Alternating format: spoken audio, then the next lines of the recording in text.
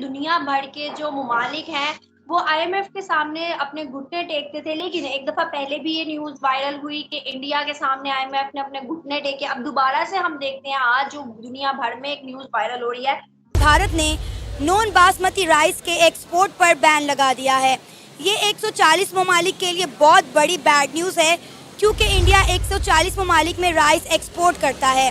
पहले इंडिया ने गंदम के एक्सपोर्ट पर बैन लगाया और अब इंडिया ने राइस के एक्सपोर्ट को बैन कर दिया। आईएमएफ ने रिक्वेस्ट की है कि स्टार्ट की जाए आपकी दोबारा से एक्सपोर्ट, दुनिया को एक्सपोर्ट करना शुरू कर दे, वरना दुनिया में एक बहरान आ जाएगा, फूड क्राइसिस होने शुरू हो जाएंगे। उसमें हिंदुस्तान वाहिद वो मुल्क है जो दुनिया के अंदर 40% राइस प्रोडक्शन, राइस एक्सपोर्ट करता है और सबसे ज्यादा राइस प्रोडक्शन जो है वो हिंदुस्तान में ही की जाती है। यही बात इंडिया अमीर तो इंडिया अमीर था, इंडिया अमीर है और इंडिया अमीर रहेगा। इंडिया के हर पार्ट में कहीं ना कहीं रिसोर्सेस अवेलेबल रहते हैं। तो यहाँ पे कंट्रोल नहीं है। अगर एक्सपोर्ट करनी है तो उसका कंट्रोल हो, कंट्रोल होना नहीं है।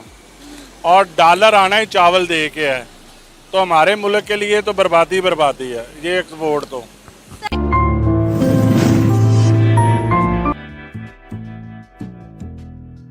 दुनिया भर के जो ममालिक हैं वो आईएमएफ के सामने अपने घुटने टेकते थे, लेकिन एक दफा पहले भी ये न्यूज वायरल हुई कि इंडिया के सामने आईएमएफ ने अपने घुटने टेके। अब दोबारा से हम देखते हैं आज जो दुनिया भर में एक न्यूज वायरल हो रही है। आईएमएफ ने रिक्वेस्ट की है कि स्टार्ट की जाए आपकी दोबारा से एक्सपोर्ट, दुनिया को एक्सपोर्ट करना शुरू कर दे, वरना दुनिया में एक बहरान आ जाएगा, फूड क्राइसिस होने शुरू हो जाएंगे। उसमें बहुत से ममालिक हैं और पाकिस्तान भी उसमें लिस्ट में आता है।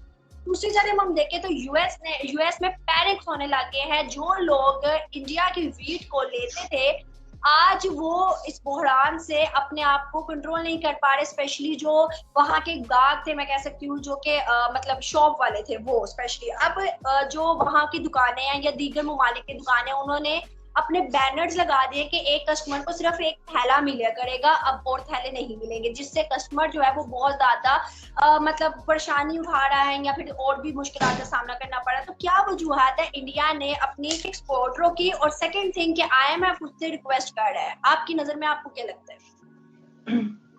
देखिए, अगर मैं इंडिया की बात करूंगी तो इंडिया ने एक चीज एक्सपोर्ट करने से बैन नहीं की है, बल्कि और भी बहुत सारी चीजें हैं। शुगर है, वीट है, कुकीज हैं, ओट्स हैं, ऐसी बहुत सारी चीजें हैं जो इंडिया ने बैन करी हैं, यानी कि एक्सपोर्ट करने में। और आपको बता दूं कि इंडिया एक ऐसी कंट्री है जहां पर सबसे ज्यादा अगर ग्रोथ किसी चीज की होती है या जो सबसे बड़ा रिसोर्स जो है वो चावलों का ही है। तो बासमती चावल बाहर बैन करना, इसके पीछे का कोई स्पेसिफिक रीजन तो हमें नहीं पता चला, ना ही ऐसी कोई स्टेटमेंट निकल के आई है।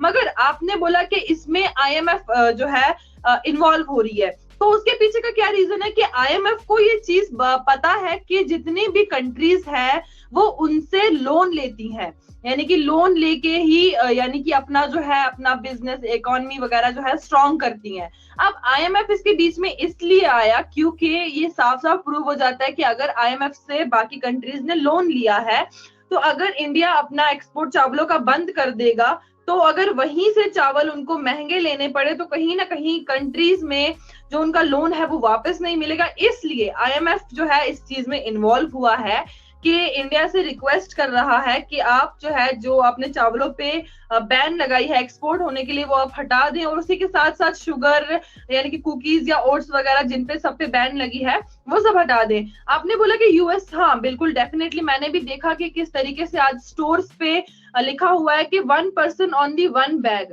यानी कि एक जो आदमी है वो सिर्फ एक ही बैग ले जा सकता है, वो ज्यादा से ज्यादा यानी कि एक बैग ले जा सकता है, उससे ज्यादा वो और बैग नहीं ले जा सकता, क्योंकि अगर वो ज्यादा बैग लेके जाए बाकी लोगों को चावलों की प्रॉब्लम हो सकती है। तो हाँ, ये जो है इस वक्त हमें सूरत हाल बाकी कंट्रीज का देखने को मिल रहा है, ना सिर्फ यूएस बल्कि इंडिया जो है वो अपना एक्सपोर्ट बहुत सारी कंट्रीज में करती थी। और आपको तो पता है कि 2023 अप्रैल में मई में जो है इसको लागू किया गया था। अब इसके बाद क्या नए डिसीजंस लिए जाएंगे वो अभी तक नहीं पता, और जहां तक ऑफिशियली स्टेटमेंट आई है तो वो भी यही आई है कि हम उसको उस पे ऊपर जो बैन है उसको नहीं हटाएंगे। फिलहाल इंडिया जो है इस वक्त ऑल ओवर वर्ल्ड पे कहीं ना कहीं राज कर रहा है। तो ये जो है ये हमारे लिए एक प्राउड की बात है कि हमारी कंट्री जो है हमारी कंट्री जो है आज पूरे साउथ एशिया में, यानी कि एशियन कंट्रीज हैं या साउथ अफ्रीकन कंट्रीज हैं, तो वहां पर आज इंडिया का एक बहुत बड़ा नाम है। रही बात इंडिया अमीर, तो इंडिया अमीर था, इंडिया अमीर है और इंडिया अमीर रहेगा।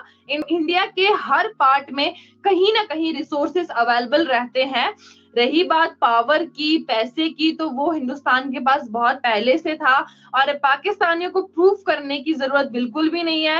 एंड मैं तो इतना बोलूंगी कि I am not going to prove my country in front of you Pakistanis, cause आप अपनी सिचुएशन देखो और फिर हमारी सिचुएशन देखो और उसके बाद आप मुकाबले की बात करो। भारत ने नॉन बासमती राइस के एक्सपोर्ट पर बैन लगा दिया है।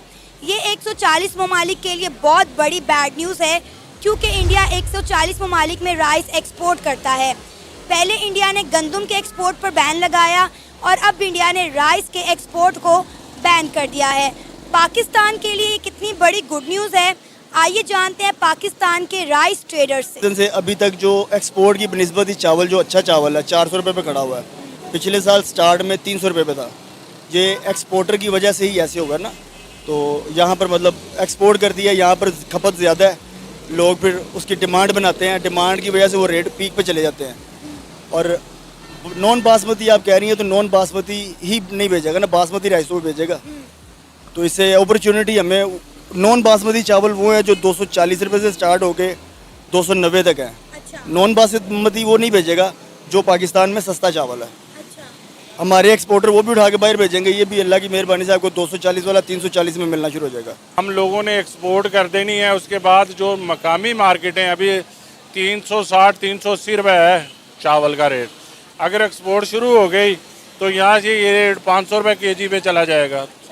तो यहाँ पे कंट्रोल नहीं है, अगर एक्सपोर्ट करनी है तो उसका कंट्रोल होना नहीं है, और डॉलर आना ही चावल दे के है, तो हमारे मुल्क के लिए तो बर्बादी है ये एक्सपोर्ट। तो पाकिस्तान वाहिद वो मुल्क है जो दुनिया के अंदर 40% राइस एक्सपोर्ट करता है, और सबसे ज्यादा राइस प्रोडक्शन जो है वो हिंदुस्तान में ही की जाती है। उसके मुकाबले में अभी तक और कोई मुल्क नहीं खड़ा हुआ। चाइना भी बहुत ज्यादा करता है, मगर चाइना के अपने ही मुल्क के अंदर कंजम्पशन बहुत ज्यादा है। मुझे बताएं, क्या अफेक्ट पड़ सकता है कि आने वाले टाइम में राइस का काल पड़ जाएगा या प्राइसेस हाई हो जाएंगी क्योंकि हिंदुस्तान एक्सपोर्ट। और दूसरा, जो वर्ल्ड का जो सबसे बड़ा राइस प्रोड्यूसर है वो चाइना है, इंडिया नहीं, अभी भी चाइना है। और यहाँ पर एक बड़ी हैरान करने वाली बात यह है कि चाइना के पास जितनी एग्रीकल्चरल लैंड इंडिया के पास है ना, उसकी जस्ट हाफ एग्रीकल्चरल लैंड। मान लीजिए इंडिया के पास 100 एकड़ जमीन है जिस पर पूरा इंडिया खेती करता है, तो चाइना के पास सिर्फ 50 एकड़ खेती की जमीन है। और उसके ऊपर उन्होंने जेनेटिकली मॉडिफाइड इंजीनियरिंग से और बाकी जितने भी जो उनके रिसर्च है, एग्रीकल्चरल रिसर्च, उसके जरिए उन्होंने फूड प्रोडक्शन को बढ़ाया, फल